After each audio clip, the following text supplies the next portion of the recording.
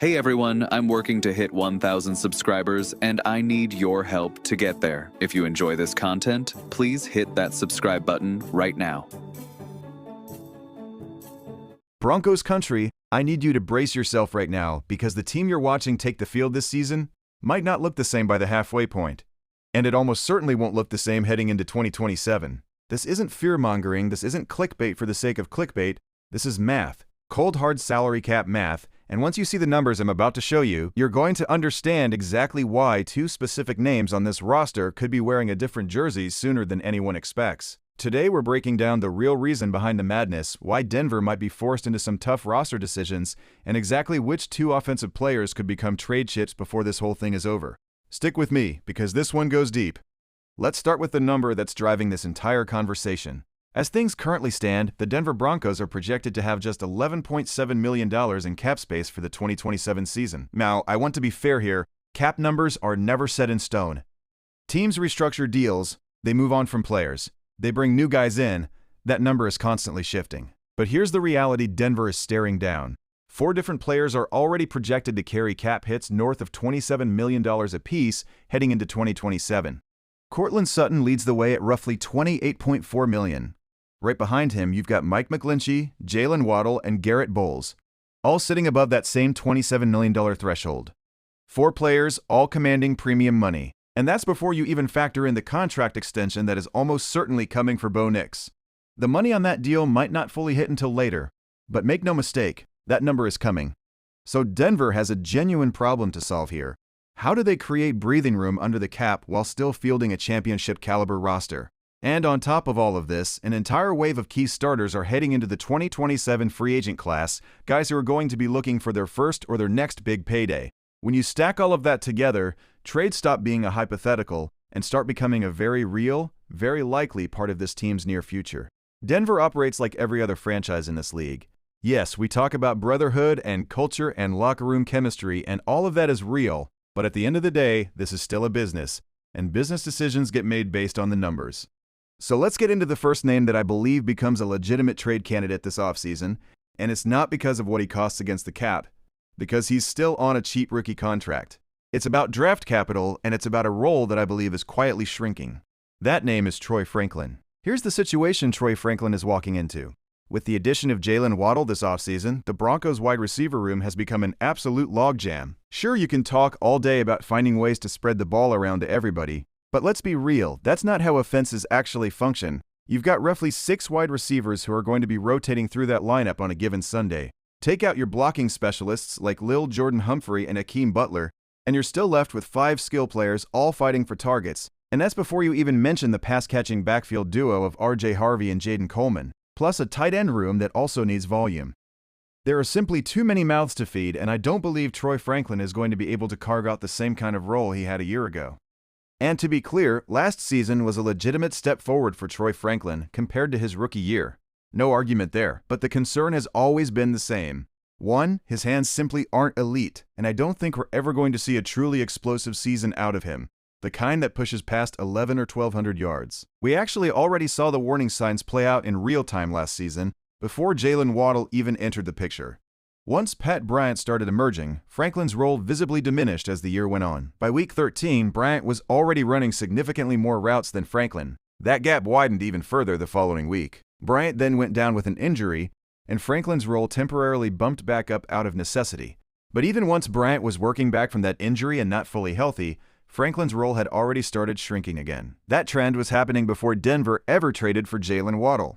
So ask yourself honestly, what do you think happens to that role now that Waddle is fully in the fold for 2026? There's also an advanced metric worth mentioning here, because it lines up perfectly with the eye test. Looking at yards per target over expectation, Troy Franklin graded out as one of the worst wide receivers in the entire league in that category last season, ranking near the very bottom. Translation, even with an increased role, he simply wasn't creating the kind of separation or generating the kind of production that his target share would suggest he should have. And honestly, I think that number is part of the exact reason Denver went out and traded for Jaylen Waddle in the first place. The front office was clearly banking on a true breakout year from Franklin based on how he looked in camp and preseason. And while he did improve, it never became the explosive leap they were hoping for, so they went out and got insurance at a premium price. Now look at the depth chart as it currently stands. Courtland Sutton and Jaylen Waddle are your unquestioned 1-2 punch. Pat Bryant brings a unique skill set working the intermediate areas of the field. Marvin Mims Jr. brings gadget playability, a legitimate deep threat, and real value on special teams. You've got your blockers rounding out the room. And then there's Troy Franklin, a genuinely gifted route runner, but undersized, without elite hands, and without the kind of contested catch ability that Courtland Sutton brings, or the game-breaking talent that Jaylen Waddle provides. So where exactly does he fit moving forward?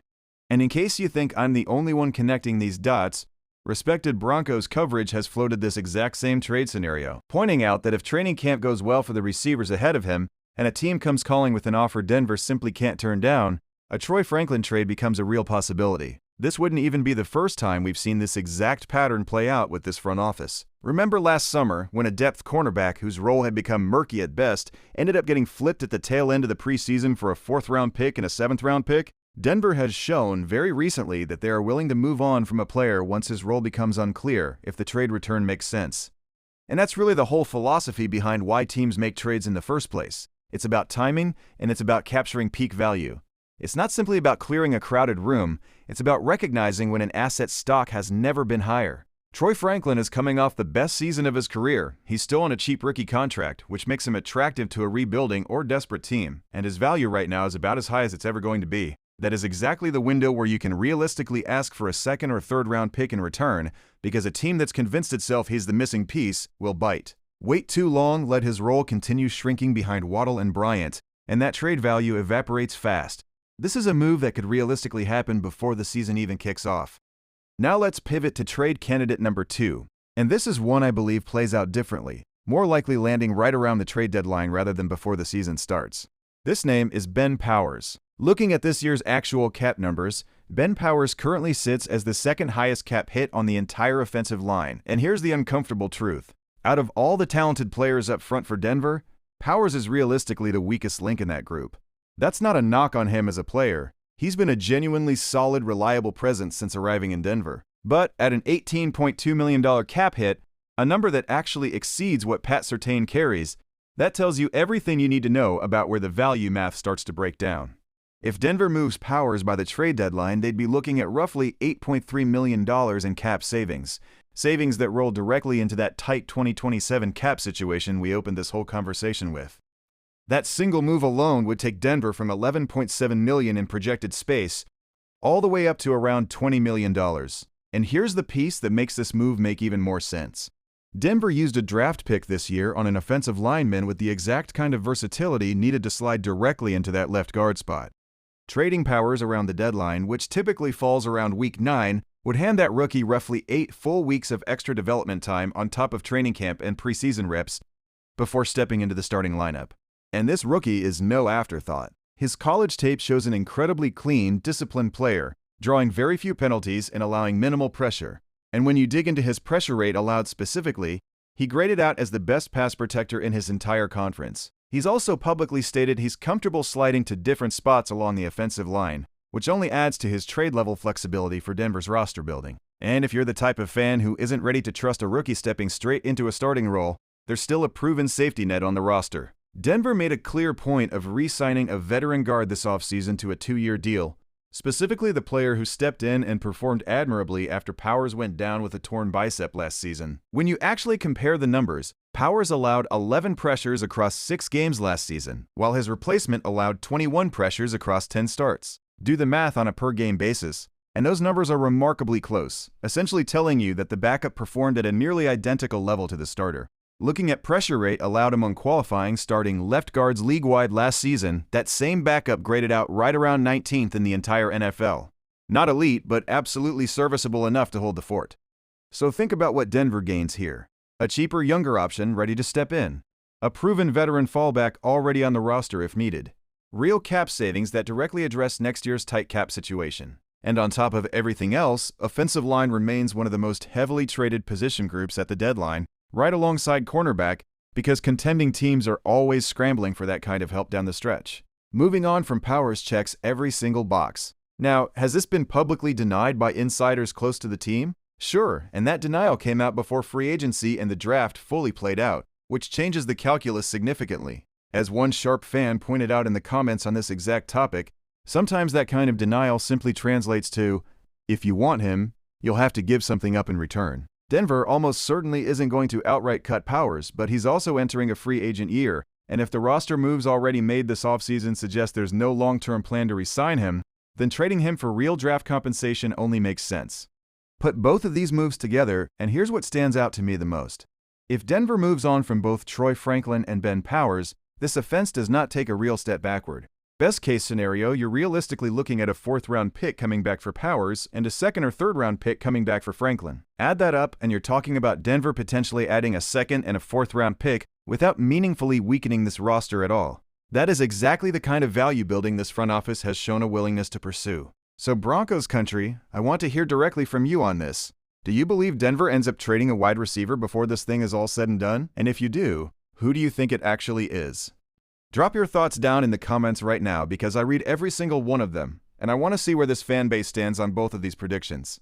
If this breakdown opened your eyes to where this roster might be heading, make sure you smash that like button right now. It genuinely helps this channel reach more of Broncos country. Drop a comment with your prediction on Troy Franklin, on Ben Powers, or any other name you think could be on the move, and let's get a real conversation going. And if you haven't subscribed yet, hit that button and turn on notifications, because we've got training camp coverage, roster breakdowns, and trade analysis coming your way all summer long, and you do not want to miss a single piece of it.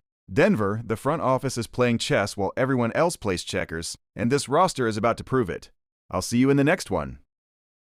Hey everyone, I'm working to hit 1,000 subscribers, and I need your help to get there. If you enjoy this content, please hit that subscribe button right now.